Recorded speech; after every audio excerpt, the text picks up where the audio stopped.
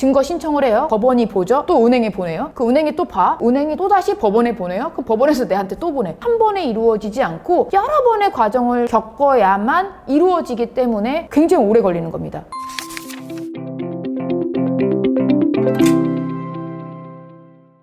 안녕하세요. 여러분의 상속메이트 최혜리 변호사입니다. 오늘 말씀드릴 주제는 예전에 한번 했었는데 그럼에도 불구하고 다시 하는 주제예요. 왜 상속재산 분할심판 이렇게 오래 걸리나요? 에 대한 답변입니다. 기본적으로 최소한 1년은 걸립니다. 이렇게 말씀드려요. 그런 이유는 여러 가지가 있어요. 첫 번째로는 송달의 문제가 있습니다. 상속인들이 2명, 3명인 경우도 있겠지만 3순위 상속인이나 4순위 상속인들이 상속인이 된 경우에는 막 20명 이렇게 되는 경우도 있거든요. 상속인들한테 모두 소장이 송달되려면 주소를 알아야 되고 그 사람 송달이 돼야 됩니다. 어떤 경우가 있냐면 외국에 나가신 경우도 있어요. 외국에 있는 주소를 찾아서 외국 송달까지 시켜야만 모든 상속인들에게 송달이 되었다고 보는 것입니다. 만약에 외국 송달까지 하였는데도 송달이 되지 않는다, 혹은 국내에 있는 것 같은데 송달되지 않는다, 또다시 하실 수 있는 것이 공시송달이거든요. 한마디로 공시송달까지 가는데도 송달을 몇 번을 거친 다음에 비로소 할 수 있는 게 공시송달인 것입니다. 소장을 주는데도 굉장히 오랜 시간이 걸린다고 보시면 돼요. 두 번째로는요, 상속재산 분할심판은 조정을 좀 권하는 경우가 좀 있어요. 조정기일도 갔다 와야 되죠. 조정기일에서 조정이 성립되지 않는 경우에는 다시 신문기일로 돌아와야 돼요. 신문기일을 쭉 진행하다가도 또다시 조정기일을 갈 수도 있습니다. 그렇기 때문에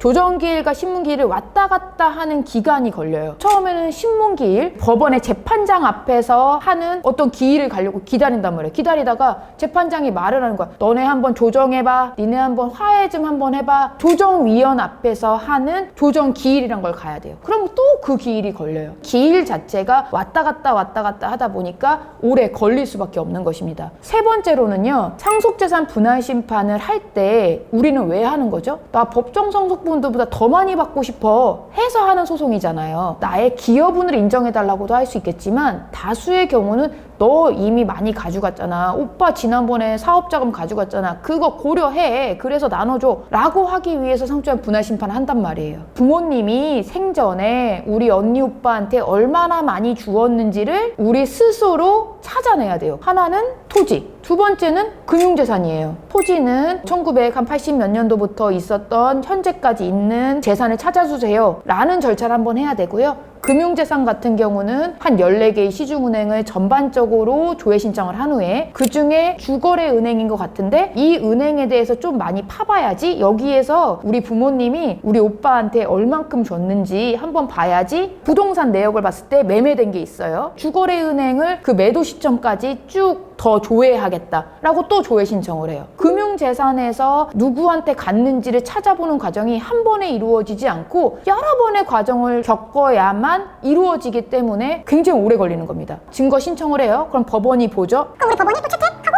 또 은행에 보내요. 그 은행이 또 봐. 그리고 은행이 또다시 법원에 보내요. 그 법원에서 내한테 또 보내. 이 절차를 반복하는 거예요. 그래야지만 상대방이 가진 특별 수익을 찾을 수가 있습니다. 그리고 마지막으로 제일 많이 애타하시는 게 뭐냐면 언제 판결 나요, 이거예요. 상속재산 분할심판은 판결 선고일이 정해져 있지 않습니다. 민사소송인 유류분 반환 청구 소송 같은 경우는 몇 월 며칠에 선고 이런 게 정해져 있지만 상속재산 분할심판은 법원에서 판결 내고 싶을 때 내기 때문에 최소한 2-3달은 걸린다는 거예요. 우리는 마냥 또 어떤 결정이 날지를 기다려야 되는 상황이 오는 것입니다. 그렇기 때문에 상속재산 분할심판은 매우 오래 걸릴 수밖에 없는 것이고요. 상속재산 분할심판이 다소 길다 하더라도 조금 천천히 기다리시면 더 좋을 것 같습니다.